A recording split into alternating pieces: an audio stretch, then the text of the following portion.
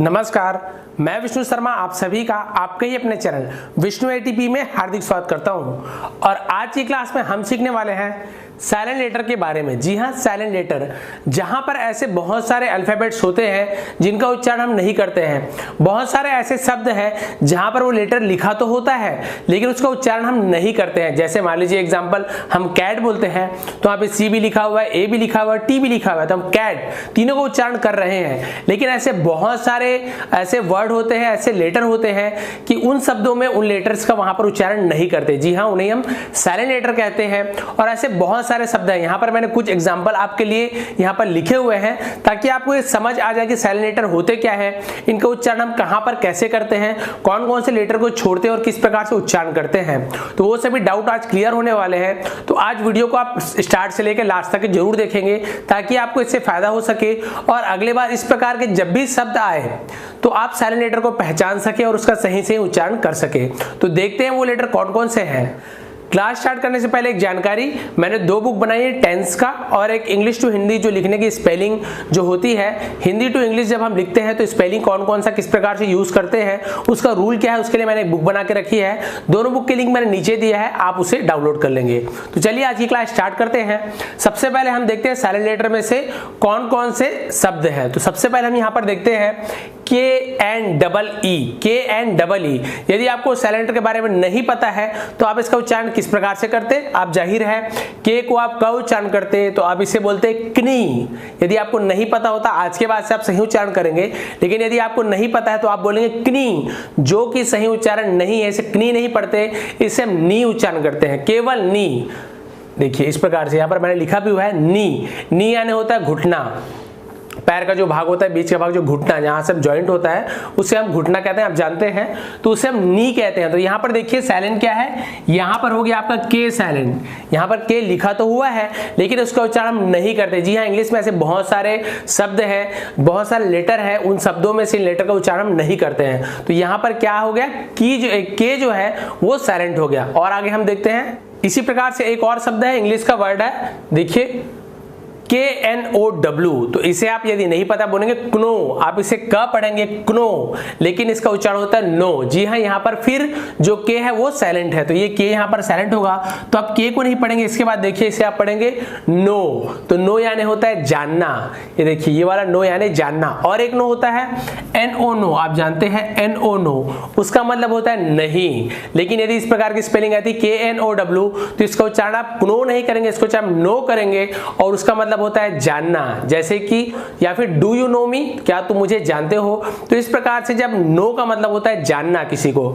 अब देखते हैं आगे, उसी प्रकार से यहाँ पर देखिए आप इसे किस प्रकार से पढ़ेंगे। यहाँ पर भी जो के है वो यहाँ पर साइलेंट है, देखिए जो के है वो साइलेंट है। तो अब आप इसे क्या पढ़ेंगे, के को आप छोड़ दीजिए। अब देखिए क्या लिखा हुआ है, नॉक, ये लिखा हुआ है नॉक, तो इसे हम नॉक पढ़ेंगे। नॉक का मतलब होता है खटखटाना, नॉक नॉक, जैसे आपने बहुत बार सुना होगा कि नॉक कर क्या करे तो खटखटा के आया करे, तो नॉक का मतलब होता है खटखटाना। तो यहाँ पर भी के जो है वो साइलेंट है।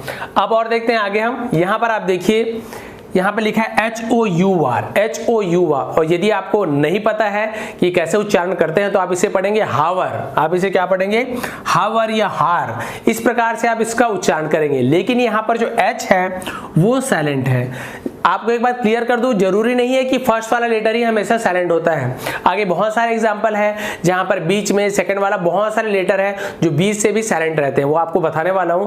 आप ये ना सोचे कि हमें समझ आ गया, पहला वाला जो है हटा देंगे और बाकी को पढ़ लेंगे, ऐसी गलती आप नहीं करें।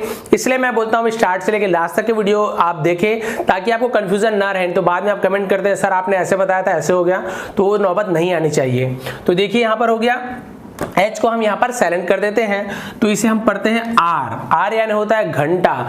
जैसे कितने आर की फिल्म थी तो कितने आवर या हावर, ऐसे में R, तो उसे हम घंटा कहते हैं, इसे हम आर उच्चारण करते हैं। उसी प्रकार से देखिए यहाँ पर लिखा हुआ है HONEST, तो इसे आप हॉनेस्ट पढ़ेंगे, हॉनेस्ट ईमानदार, लेकिन इसे हॉनेस्ट नहीं कहते। यहाँ पर भी जो H है वो साइलेंट है, तो अब इसे क्या पढ़ेंगे, ONEST, ऑनेस्ट। तो ऑनेस्ट यानी होता है ईमानदार। तो कभी भी आप देखेंगे जब भी आर लिखा हुआ है HOUR तो आर बोलेंगे और यहाँ पर उसे ऑनेस्ट बोलेंगे, हॉनेस्ट नहीं बोलेंगे, क्योंकि उससे आपकी जो गलती पकड़ी जाएगी, यानी कि आपको सही उच्चारण करने नहीं आ रहा है। तो आप क्या करेंगे, इस प्रकार से उच्चारण करेंगे।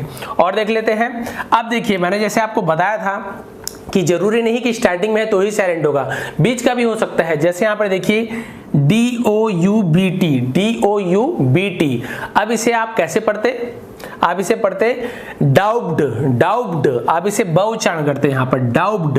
लेकिन यहाँ पर आपको बता दूं, यहाँ पर जो बी है वो साइलेंट है। जी हाँ, देखिए बी तो यहाँ पर अंतिम का मतलब बीच का लेटर है, लेकिन यहाँ पर बी साइलेंट है ना कि डी। तो आप ड का उच्चारण करेंगे, ओ का भी करेंगे, यू का भी कर रहे हैं और टी का भी कर रहे हैं।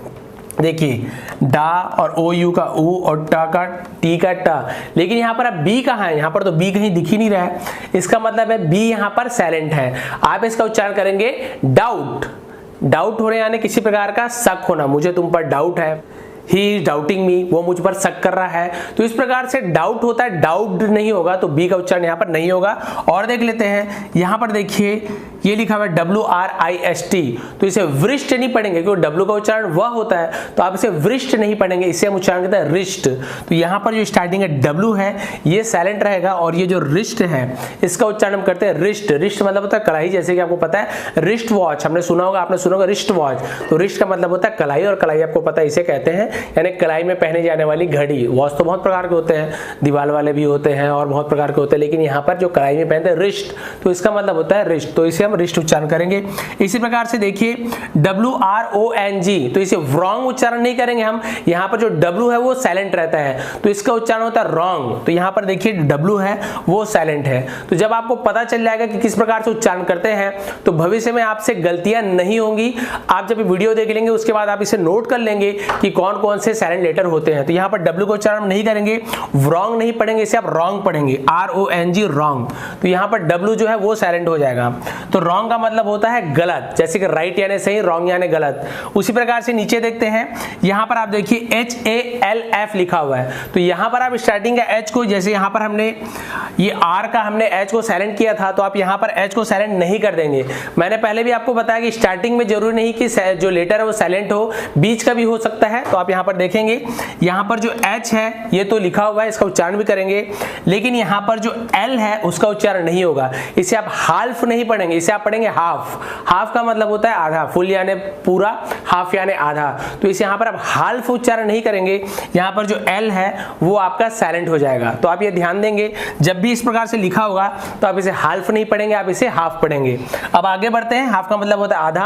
अब पूरी वीडियो देखेंगे, आपको डाउट नहीं रहेगा। अब देखिए इसी प्रकार से यहाँ पर L यहाँ पर साइलेंट था, यहाँ पर भी L साइलेंट रहेगा। देखिए TALK, तो आप इसे टाल्क नहीं पढ़ेंगे, आप इसे पढ़ेंगे टॉक, ये होता है टॉक, TALK। तो यहाँ पे जो L है वो यहाँ पर साइलेंट हो जाएगा, टॉक। टॉक का मतलब होता है बोलना, कि आपको पता है टॉक, जो टॉकिंग टाइम जैसे हम सुनते हैं मोबाइल में, यानी कि बोलने का समय, आपको बात करने का समय, तो वही टॉक है। तो इसे आप टॉल्क नहीं पढ़ेंगे, इसे आप टॉक पढ़ेंगे। अब आगे बढ़ जाते हैं, यहाँ पर भी L साइलेंट है। एक और देख लेते हैं L साइलेंट का, ये लिखा हुआ है CALM, तो इसे आप काल्म नहीं पढ़ेंगे, आप इसे पढ़ेंगे काम, आप इसे पढ़ेंगे काम। काम यानी होता है शांत रहना, जैसे हम बोलते हैं काम डाउन, बोलते हैं हम काम डाउन, तो उसका मतलब होता है कि शांत हो जाइए आप। तो ये हो गया काम का मतलब होता है शांत, यहाँ पे काल्म नहीं पढ़ेंगे आप, तो यहाँ पर भी L साइलेंट है। और देख लेते हैं कुछ एग्जाम्पल, बहुत सारे नए नए एग्जाम्पल हैं। इसके बाद से आपको इस प्रकार के जब भी शब्द मिलेंगे आप आसानी से उच्चारण कर सकते हैं, गलत उच्चारण आप नहीं करेंगे। ये देखिए यहाँ पर ROUGH, इसे आप रॉग करके उच्चारण, रॉग नहीं पढ़ेंगे, इसका सामान्य उच्चारण होता है, जो सही उच्चारण होता है वो होता है रफ। जैसे कि हम बोलते हैं रफ कॉपी बोलते हैं, तो वहां पर RUF रफ नहीं लिखेंगे, रफ का उच्चारण होता है ROUGH रफ। रफ का मतलब होता है खुरदुरा। तो जो रफ कॉपी नॉर्मल होता है, बहुत अच्छी क्वालिटी की नहीं रखते हैं, आप देखेंगे उसका पेज थोड़ा सा खुरदुरा होता है, तो इसलिए हम उसे रफ कहते हैं। रफ यानी खुरदुरा, जैसे कि बहुत सारे सड़क को भी कहते हैं कि सड़क बहुत रफ था, मतलब जो रास्ता था वो खराब रास्ता था, तो वहां पर रफ का मतलब होता है खुरदुरा। तो आप इससे उसका स्पेलिंग याद रखेंगे, ROUGH रफ, यहाँ पर रॉग नहीं पढ़ेंगे। तो यहाँ पर देखिए OUGH जो लिखा है यहाँ पर, ये यहाँ पर आपका दिख रहा है वो फ उच्चारण हो रहा है। उसी प्रकार से सेम इसी प्रकार से देखिए, इसका उच्चारण आप टॉग नहीं करेंगे, TOUGH लिखा हुआ है, उसे आप टॉग नहीं पढ़ेंगे, उसे आप पढ़ते हैं टफ। यहाँ पर देखिए टफ, टफ का मतलब होता है मुश्किल, जैसे बोलते हैं टफ लाइफ यानी कि मुश्किल जीवन, तो यहाँ पर जो टफ का मतलब होता है मुश्किल, तो इसका उच्चारण टफ करेंगे, टॉग नहीं करेंगे। और बढ़ते हैं आगे, सेम इसी प्रकार से देखिए, यहाँ पर भी OUG दिख रहा है आपको, तो यहाँ पर भी आपको फ उच्चारण करना है, फ। तो ये हो जाएगा आपका EN का इन, और यहाँ पे फ, तो ये हो गया इनफ। इनफ का मतलब होता है पर्याप्त, ये मेरे लिए इनफ होगा, इतना हमारे लिए इनफ होगा, इतनी मात्रा हमारे लिए इनफ है। तो इनफ का मतलब तो पर्याप्त, हमारे लिए इतना बहुत है, इससे ज्यादा की आवश्यकता नहीं है, इतने में काम चल जाएगा, उसे हम इनफ कहते हैं। तो देखिए इसे आप इनॉग नहीं पढ़ेंगे, इसे आप इनफ पढ़ते हैं। देखिए आपने रफ, टफ और इनफ, तो इस प्रकार के आएंगे तो आप इस प्रकार से उच्चारण करेंगे। और देखते हैं यहाँ पे आपको दिख रहा है GUARD, तो आप इसे ग्वार्ड, इस प्रकार से जी के बाद UR, तो ग्वार्ड उच्चारण आप नहीं करेंगे, इसका सही उच्चारण होता है गार्ड। तो यहाँ पर आपका जो U है वो यहाँ पर साइलेंट है, ये हो गया गार्ड। गार्ड का मतलब होता है सुरक्षा कर्मी, आपको पता है जो सुरक्षा करने वाले होते हैं, कहीं बैंक हो गया या कोई बहुत जगह आप देखेंगे सिक्योरिटी वगैरह में जो गार्ड लगे होते हैं, तो गार्ड का मतलब होता है सुरक्षा कर्मी, सुरक्षा करने वाले। अब यहाँ पर देख लीजिए TONGUE, आप इसे कैसे पढ़ेंगे? टोंग्यू। मान लीजिए आपको उच्चारण नहीं पता टोंग्यू, तो गलत उच्चारण करते हैं क्योंकि आप इसी प्रकार से सीखे हुए हैं, लेकिन इसका उच्चारण होता है टंग, इसका उच्चारण होता है टंग। अब टंग का मतलब होता है जीभ, आपको पता है जीभ, टंग का मतलब होता है जीभ, तो आपको इसको टंग उच्चारण करना है। तो जब भी आपको टंग लिखना होगा, जीभ का आपका स्पेलिंग लिखना होगा, तो आप इस प्रकार के स्पेलिंग लिखेंगे। आप TONG टोंग इस प्रकार से नहीं लिखेंगे, या TUNG टंग नहीं लिख देंगे, आप उसका जो सही स्पेलिंग होता है ये होता है। और आगे देखते हैं, हम ज्यादातर आपने सुना होगा, हम जो कहते हैं, बहुत से लोग कहते हैं प्लम्बर, जो नल वगैरह ठीक करता है या घर का जो अपने जो बाथरूम का जो भी सामान वगैरह है उसको जब रिपेयरिंग करने आते हैं तो उसे हम प्लम्बर कहते हैं, जो कि एक्चुअल में उसका जो उच्चारण होता है प्लम्बर नहीं होता, वहां पर बी साइलेंट होता है, उसे प्लम्बर कहते हैं हम। एक्चुअल में प्लम्बर है वो प्लम्बर नहीं होता है, लेकिन यहाँ पर बी लिखा हुआ है, तो सभी को इसका उच्चारण क्या करते हैं? PLUM का प्लम हो गया, BR का बर हो गया, तो प्लम्बर इस प्रकार से उच्चारण करते हैं। लेकिन आप ध्यान देंगे ये प्लम्बर होता है, प्लम्बर नहीं होता है। तो आप भविष्य में कभी भी इस प्रकार का बोलेंगे तो आप ध्यान रखेंगे, स्पेलिंग जब भी लिखेंगे तो आप वहां पर बी तो लिखेंगे लेकिन उच्चारण नहीं होता है, तो ये होता है प्लमर। प्लमर यानी जैसे कि मैंने शॉर्ट में लिख दिया नल ठीक करने वाला, आपको समझ आ गया प्लमर किसे कहते हैं। उसी प्रकार से SIGN, तो इसे आप सिग्न नहीं पढ़ेंगे, आप जी यहाँ पे लिखा हुआ है लेकिन इसका उच्चारण जी यहाँ पर नहीं आ रहा, देखिए साइन, यहाँ पर जी कहीं पे लिखा नहीं हुआ है, ग तो कहीं पे नहीं लिखा हुआ है, तो ये होता है साइन। साइन का मतलब होता है संकेत, संकेत। जैसे हम बोलते हैं सिग्नेचर, यानी कि हमारे हस्ताक्षर होते हैं, वहां पर भी देखेंगे उसको वहां पर ग का उच्चारण होता है, लेकिन यहाँ पर आप साइन में देखिए यहाँ पर ग का उच्चारण नहीं हो रहा है, तो यहाँ पर जी है, साइलेंट है। और देख लेते हैं FOREIGN, तो इसे आप फॉरेन नहीं पढ़ेंगे, फॉरेन नहीं पढ़ेंगे, आप इसे पढ़ेंगे फॉरेन, तो यहां पर भी जी आपका साइलेंट है। फॉरेन यानी होता है विदेश। उसी प्रकार से देखिए यहां पर टी साइलेंट होगा, WATCH, तो इसे आप वॉच से नहीं पढ़ेंगे, इसे आप पढ़ेंगे वॉच। वॉच का मतलब होता है घड़ी। और देखिए उसी प्रकार से यहाँ पर भी टी साइलेंट है, यहाँ पर आप इसे लिस्टन नहीं पढ़ेंगे, आप इसे पढ़ेंगे लिसन। लिसन यानी होता है सुनना, तो यहाँ पर देखिए टी साइलेंट है।